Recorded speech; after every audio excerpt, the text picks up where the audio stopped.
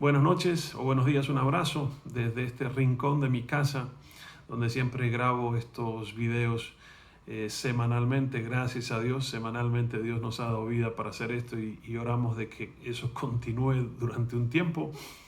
La semana pasada habíamos concluido un tema que tenía que ver con ajustar nuestra esperanza. Si usted no lo escuchó, escúchelo, porque el tema de hoy tiene mucho que ver con el tema de la semana pasada. Yo no sé si usted hace este ejercicio, pero yo lo hago o lo hacía, donde medía mi presente en función de mi futuro. Me explico. Siempre me sentaba a hacer el ejercicio mental del día en donde yo ya no iba a estar. Es una realidad que todos vamos a vivir tarde que temprano. Y mi deseo siempre fue llegar a mis últimos días canoso, si Dios lo permitía, pudiendo mirar hacia atrás, hacia mis años de vida y no tener cosas de qué avergonzarme, ni como padre, ni como pastor, ni como esposo, de haber hecho todas las cosas que tendría que haber hecho para corregir errores, restituir, pedir perdón, cumplir promesas con mis hijos y mejorar como esposo y como pastor. Siempre ha sido mi deseo terminar bien. Y vuelvo y digo, no tener manchas en mi ágape o tener cosas de qué avergonzarme. Ahora es una idea, un sentimiento muy altruista y qué bueno sería poder llegar a los últimos días de esa manera, pero la realidad para creyentes y no creyentes es que siempre va a haber cosas que no deberíamos haber hecho o cosas que deberíamos haber hecho y no hicimos. Muchas veces vamos a sentir remordimiento por haber lanzado palabras irresponsablemente y haber dejado de abrazar, por ejemplo. Entonces, ¿cómo hacemos para no vivir con ese peso constante de nuestros errores? Obviamente el Evangelio nos abre una tremenda puerta a través de la gracia de Cristo, que nos dice que aún lo que el hombre no puede perdonar, Dios lo perdona y puede limpiarnos con su preciosa sangre. Por eso murió en la cruz. No fue un accidente ni una torpeza de parte de Dios, sino fue el acto más grande de misericordia para que todos aquellos que asumen su culpa puedan encontrar esperanza.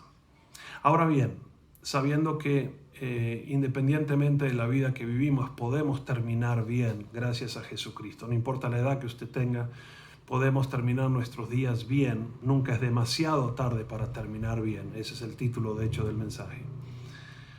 Una cosa sí pretendo, y es terminar bien.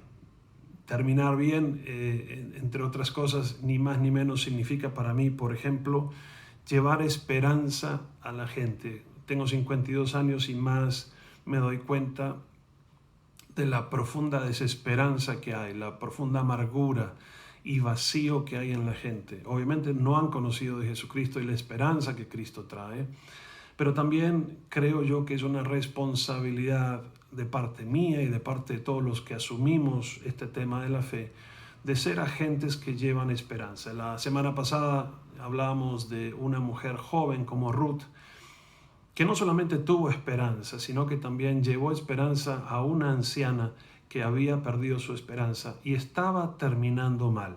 Esta jovencita supo mirar el futuro a la manera de Dios y supo contagiar a esta anciana con esperanza.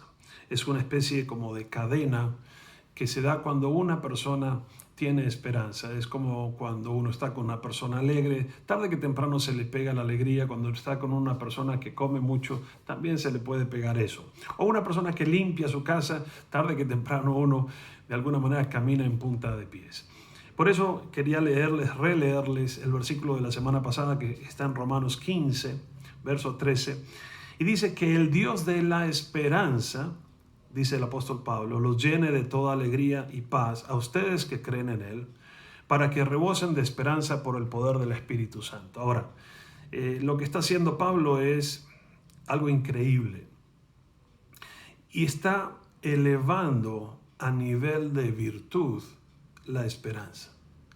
Está presentando como un rasgo característico de Dios el hecho de que Dios es un Dios de esperanza.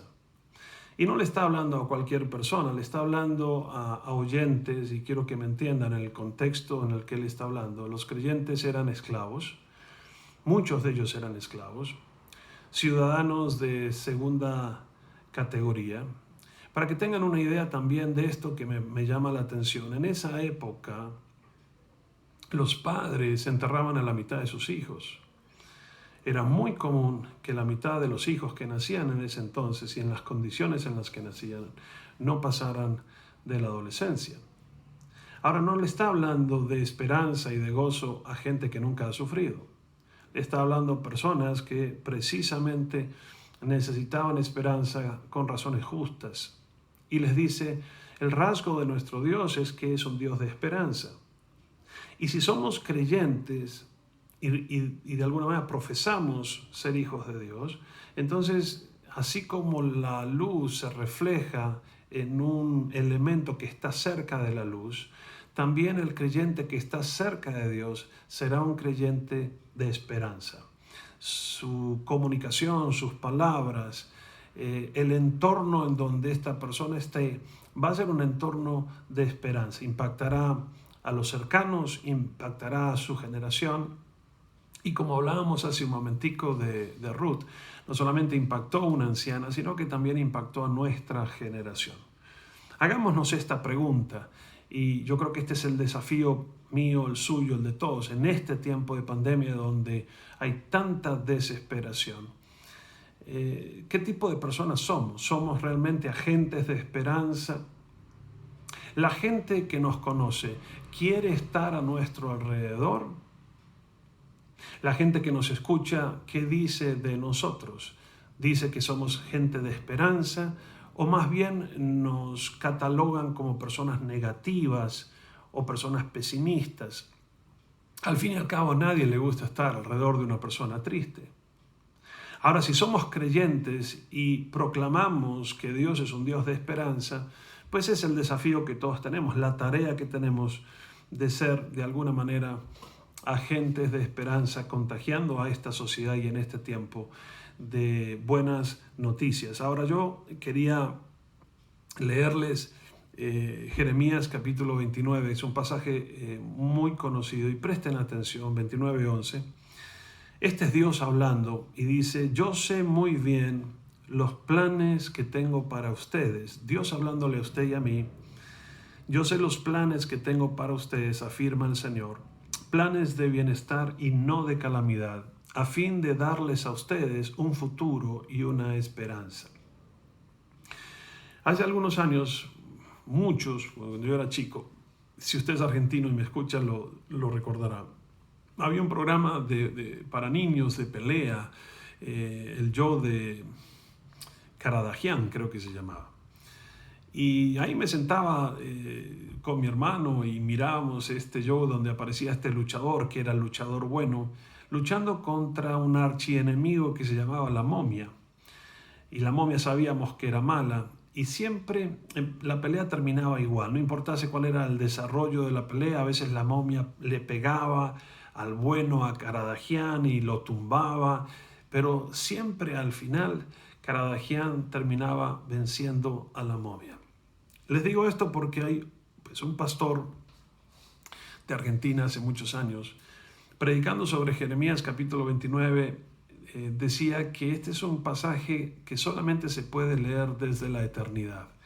Es un pasaje que no tiene pasado, no tiene presente, no tiene futuro. Es un pasaje que Dios escribió saliéndose del tiempo. Y en ese pasaje Dios dice, esta es la conclusión, esto es lo que va a pasar. Y es que los planes que yo tengo para ustedes son planes de bienestar y no de calamidad, para darles un futuro y una esperanza.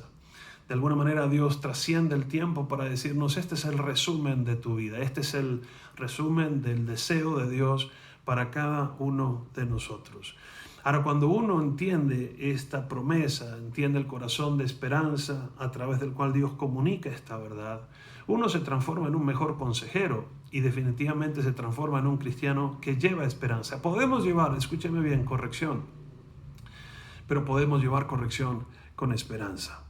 Lo que necesitamos, y discúlpeme ahora entrando ya en el tema de la aplicación, lo que necesitamos es tener un árbol y un ángel. Para ser agentes de esperanza necesitamos tener un árbol y un ángel. Ahora sígame por favor, que lo voy a llevar a donde creo que Dios nos quiere llevar con este mensaje de parte de su corazón al suyo y al mío.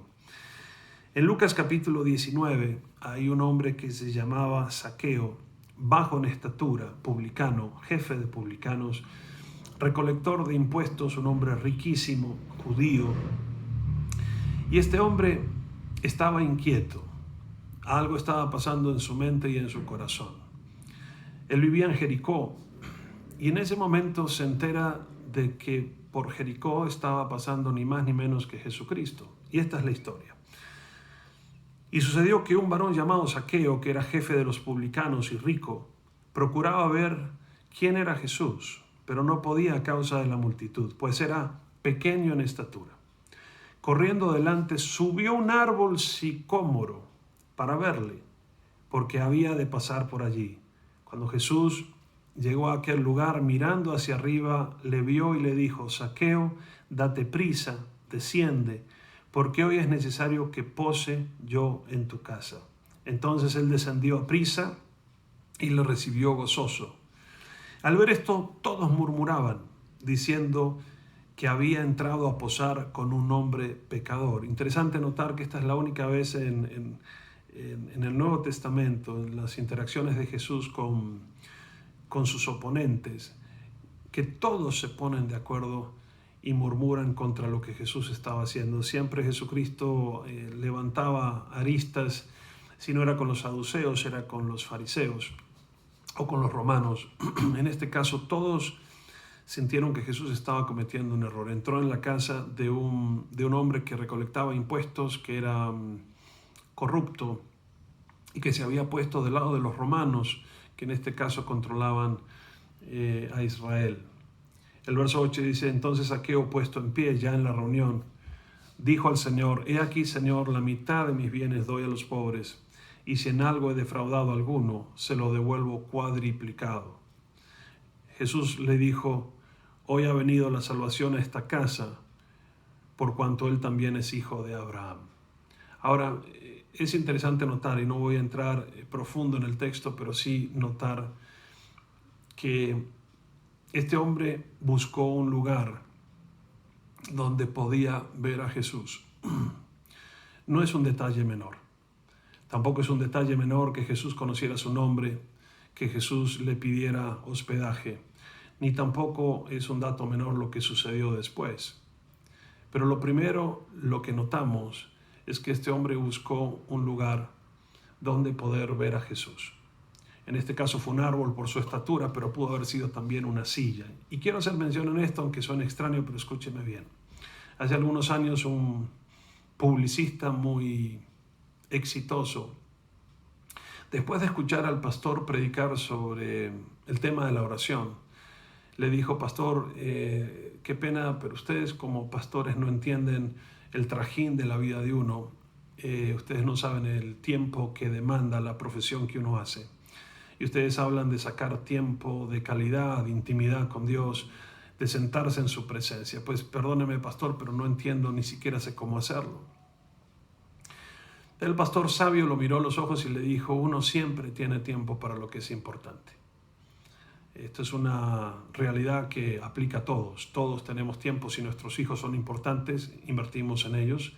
Si la iglesia es importante, invertimos en la iglesia. Si es importante Dios, obviamente estaremos en oración y buscando en su palabra. Obviamente este hombre no recibió muy bien, no le cayeron muy bien las palabras del pastor, y pasaron unos meses hasta que este pastor lo volvió a ver. Y cuando lo vuelve a ver, el pastor notó cambios. No era la misma persona, no hablaba de la misma manera, su semblante era distinto. Y este hombre le dijo: pastor, le invito a mi casa si usted tiene tiempo, quiero hacer una cena para usted y su esposa. El pastor aceptó. Y cuando llegó a su casa, entre aperitivos y conversaciones superficiales, este publicista llamó aparte al pastor a un lugar en especial donde había una silla.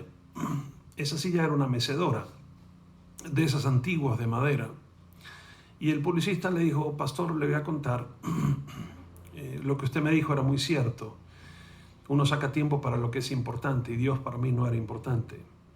Así que tomé la decisión de comprar esta silla y ubicarla en un lugar que tuviera buena vista. Desde aquí puedo ver mi pequeño jardín.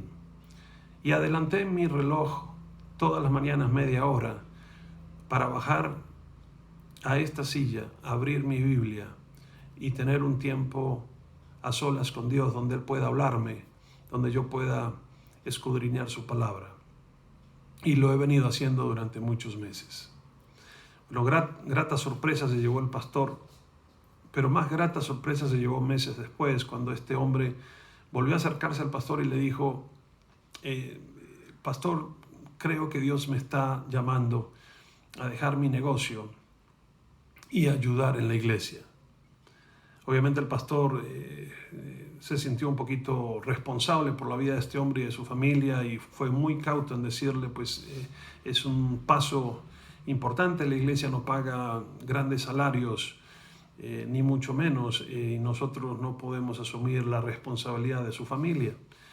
Sin embargo, este hombre dijo: no, lo que yo siento es de Dios, y todas las mañanas en esta silla, cuando me siento y oro, Dios coloca pensamientos, ideas, y creo que también un llamado. Entonces el pastor le dijo: bueno, oremos por esto, y lo desestimó. Cuando un mes y medio más tarde este hombre regresa y le dice: pastor, volviendo sobre el mismo tema, quiero servir, no quiero ser carga en la iglesia, pero voy a dejar mi trabajo, voy a servir. Tengo suficientes ahorros por un buen tiempo, entonces permítame hacerlo. Este hombre comenzó a servir y se transformó en un gran servidor, uno de los servidores más recordados de esa iglesia. Sirvió con ahínco, con excelencia, con integridad, amando a las almas y con un testimonio irreprochable. Tiempo después, este mismo hombre se acercó de vuelta al mismo pastor y le dijo: hay una iglesia que se está abriendo en otra ciudad y quisiera volcar mis talentos y mi tiempo para ayudar a esa iglesia incipiente con un pastor joven. Y allá fue, con la bendición de este pastor. Allá en esa otra iglesia no solamente sirvió, sino que también por tiempos y por los costados trabajó, no solamente para financiar su familia, sino también para apoyar financieramente a la iglesia.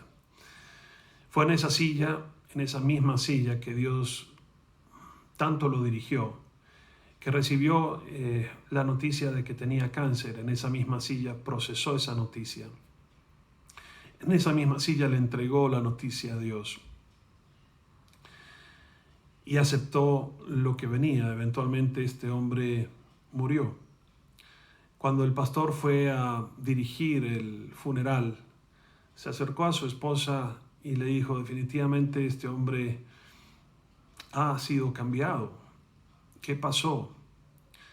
Y la esposa le dijo: bueno, lo que pasó en esa silla.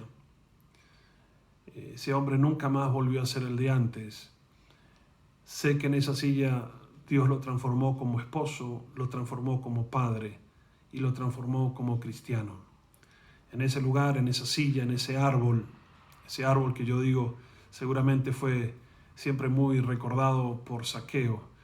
Son esos lugares y esos tiempos donde uno decide acercarse a Dios. Es la única forma de adquirir esperanza, es la única forma de poder transmitir esperanza. Y entonces el pastor le preguntó: ¿qué van a hacer con esa silla? Y ella dijo: esa silla la vamos a pasar de generación en generación. Le vamos a contar a nuestros hijos y a nuestros nietos lo que allí sucedió, con la esperanza de que la próxima persona que se sienta en esa silla sea transformado como fue transformado mi esposo. Zaqueo fue transformado, yo creo que en el momento en que escuchó su voz ahí en un árbol. Pero también se necesita un ángel, se necesita de esos agentes de esperanza que se cruzan en nuestras vidas. Por eso hago énfasis en que se levantan en la iglesia personas como Ruth, Personas que tengan una silla, un árbol, pero que también tengan un ángel. De esas personas que se cruzan en la vida de uno y lo transforman. Obviamente es Dios enviándoles, pero esas personas, agentes de esperanza, vuelvo y repito, como Ruth. Hace muchos años leí un libro que me impactó y de ahí para allá leí todos los libros que escribió Richard Wurmbrand. Él fue un hombre que vivió en la Rumania comunista y un hombre llamado a ministrar a los comunistas, a los ateos. Un hombre muy preparado y un hombre muy comprometido. Él terminó eventualmente sufriendo 14 años de cárcel comunista. No solamente fue privado de su libertad, sino que también fue torturado. Él relata en sus libros, en la iglesia bajo tierra o torturados por Cristo, algunas de sus experiencias. Lo que me llamó la atención es una parte, una sección de este libro, en donde él cuenta que llegó un momento que era tanto el frío, las privaciones, la falta de noticias de su familia y las torturas, que él comenzó a desesperanzarse, especialmente en las sesiones de tortura. En esos lugares lo ataban de pies y manos, lo colgaban boca abajo y le golpeaban las partes íntimas. Allí fue donde empezó a sentir resentimiento y casi odio por las personas que lo lastimaban y lo habían distanciado de su familia. En esos momentos en donde el corazón es puesto a prueba y donde normalmente se endurece a veces con el resentimiento. Él oraba y decía: Señor, yo no puedo más con esto. Estoy frente a personas que por sacar información no solamente torturan, sino que lo hacen con sevicia y se agradan y se ríen y se burlan de lo que están haciendo. Puedo ver la maldad enfrente mío y no puedo quedar inmune. Mientras él notaba que su corazón se llenaba de resentimiento, él relata en este aparte que en ese momento sintió que un ángel literalmente caminaba entre quien lo estaba torturando y él mismo. En ese momento él empezó a mirar a quien lo torturaba con otros ojos, algo que humanamente era imposible, algo que él no podía hacer. Ese ángel se cruzó y ese ángel le permitió ver al torturador con los ojos de Dios. Un milagro, una intervención sobrenatural, algo increíble. Sin embargo, este hombre empezó a ministrarle al torturador y empezó a ser testimonio delante de este hombre y eventualmente lo llevó a los pies de Cristo. Se necesita una silla, se necesita un árbol, pero también se necesita un ángel. A veces los ángeles sabemos que vienen directamente de Dios en forma humana.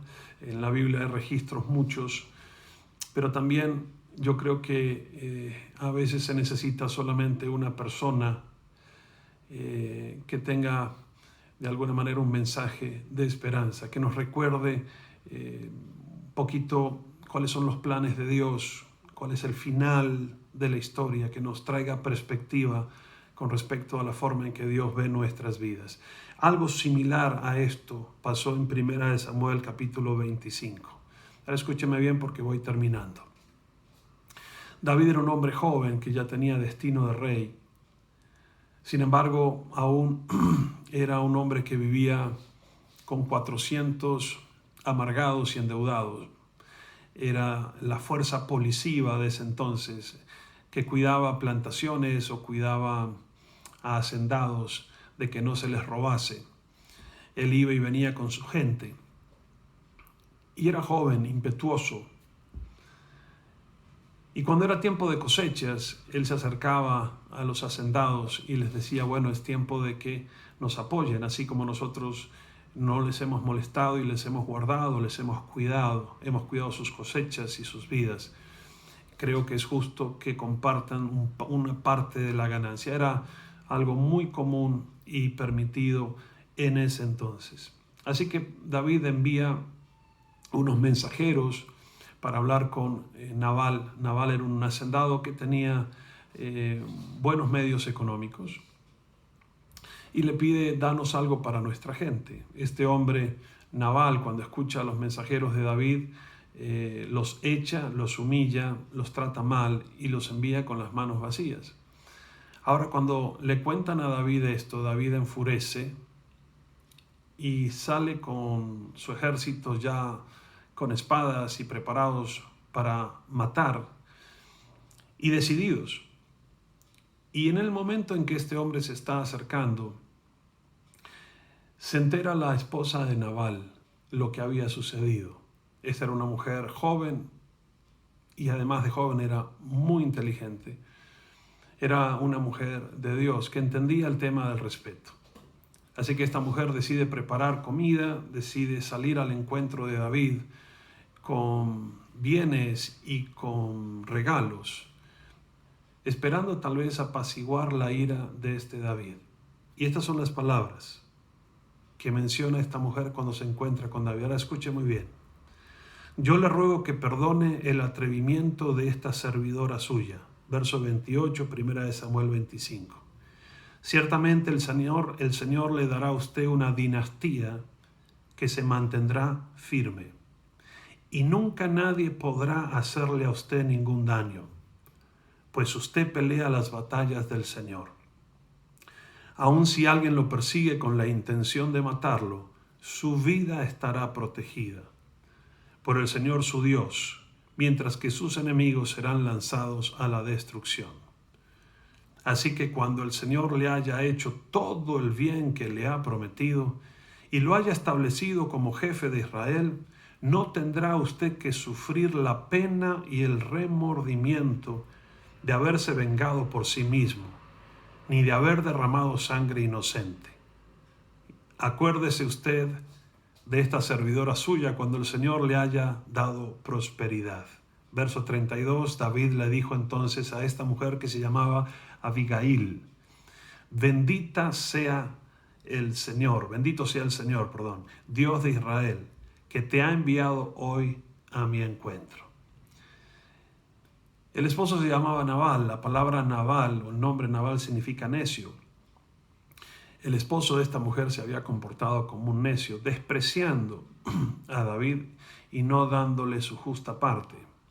Pero David también, un hombre que tenía destino, un futuro, una esperanza, un llamado, un hombre que ya había sido apartado para cosas grandes, se enfurece a tal extremo que se pone al mismo nivel de Nabal. Si Nabal era un necio, aquí David se estaba comportando como un necio. Y de no haber sido por este ángel que se le atravesó, esta mujer inteligente, respetuosa, que supo no solamente hablarle a David con palabras coherentes, sino que su mensaje era un mensaje que apuntaba hacia el futuro, un mensaje que de alguna manera se puede resumir diciéndole: David, no es demasiado tarde para terminar bien. Recuerda tu llamado, recuerda que Dios te escogió para pelear sus batallas, recuerda que nadie podrá levantarse contra ti porque Dios te protege. Recuerda que Dios sabe traer justicia sin necesidad de que tú derrames sangre inocente. Empezó esta mujer, este ángel que se atravesó, a recordarle que el presente no es todo lo que conforma nuestra existencia. Le empezó a hablar del futuro, del plan de Dios para su vida. Y mientras esta mujer hablaba, yo creo que la ira de David iba mermando y mermando y mermando y mermando hasta que David reconoce a esta mujer como un mensajero y como un ángel de Dios. Vuelvo y digo, la Biblia está llena de estos ángeles. Ruth es uno, Abigail es otro. Quisiera yo simplemente ser otro más, si me lo permite. Yo no sé usted en qué situación está y tal vez está entrando en una especie de precipicio, de desesperanza, y usted está reaccionando no de la mejor manera y está precipitándose a tomar decisiones equivocadas. Yo quisiera decirle: espere un momento, no gobierne el resto de su vida por lo que está pasando hoy. Recuerde a nuestro Dios, recuerde el plan que Dios tiene para usted, recuerde la esperanza que forma parte del carácter de nuestro Dios. Acérquese a Él, súbase a un árbol, saque una silla, pare un momento y permita que voces como la mía, que voces que están en la palabra y otros tantos, le recuerden a usted y a mí que no todo está terminado, que esto no es el fin, que esto no es el acabose, que esto no es el juicio de Dios sobre su vida. Yo creo que Dios tiene cosas para nosotros, esto es apenas parte del plan, Dios siempre gana. Y aunque las circunstancias por momentos no cambien, Dios siempre las utiliza para bien. Quiero alentarle en esta mañana y en esta tarde, en esta noche, depende de cuando usted me esté escuchando, a ser personas agentes de esperanza. Las circunstancias pueden ser muy difíciles, pero Dios sigue entronado. Él está en quietud, Él controla los destinos. Cuando usted se acerca y le dice, Señor, te voy a dedicar media hora de mi tiempo, ¿dónde está tu silla? Te preguntaría. ¿Dónde está ese rincón en tu casa y ese espacio en donde tú te abres a que Dios ministre y te transforme como padre, como esposo, toque tu empleo, toque tu salud y ciertamente te transforme también a ti en una persona de esperanza? Te aliento porque Dios es un Dios que termina siempre bien las cosas. Y no importa lo que hoy estés pasando, tiempos mejores vienen para ti. Lo único que tienes que hacer es acercarte a Jesucristo, es dejar que estas palabras lleguen a tu corazón, que son las palabras de Dios, y empieces a mirar desde este momento en adelante un nuevo capítulo que Dios quiere escribir en tu vida con esperanza y con gozo. Vamos a orar, voy a orar. Cierre tus ojos ahí donde tú estás y vamos a pedirle a Dios eso. Señor, sé que no es demasiado tarde para terminar bien, aunque no pueda cambiar mi pasado. Te pido que cambies mi futuro. Señor, en el nombre de Jesús, te pido, Señor, que hagas lo que hiciste en la vida de Zaqueo, lo que hiciste en la vida de David. A veces usas una silla, un árbol, a veces usas un ángel, una persona que se cruza en nuestro camino en el momento justo, una palabra justa. Cuando estamos llenos o rodeados de negativismo y depresiones y todo parece tan oscuro, yo, Padre, te pido en el nombre de Jesús, Señor mi Dios, que nos permitas entender que hay un plan, un futuro de esperanza. Dice Jeremías capítulo 29, desde la eternidad escribiste esto para todos aquellos que colocan su fe en Jesucristo. Señor, no podemos cambiar el pasado, pero tampoco, Señor mi Dios, podemos vivir esclavos de nuestros errores. Por eso recurrimos a tu gracia y a tu preciosa sangre, para que nos des un nuevo comienzo a partir de ahora. Oro por aquellos, Señor mi Dios, que no saben qué decisión tomar. Te pido, Padre, que tomen ese tiempo a solas contigo y allí en esos ratos tú les transformes como transformaste, Señor, a este publicista y a tantos otros. Te pedimos esto en el nombre de Jesucristo y te damos gracias, Señor mi Dios, porque estas oraciones tú las escuchas y las respondes. Tu brazo no se ha cortado, Señor mi Dios. Tu voz sigue siendo escuchada, transformando corazones. No hay mente, Señor mi Dios, que no pueda ser renovada por tu verdad. Por eso oramos en contra del pesimismo, mi Dios, y te pedimos, levántanos como agentes de esperanza donde sea que pise nuestro pie. Te lo pedimos en el nombre de Jesús. Amén. Dios les bendiga.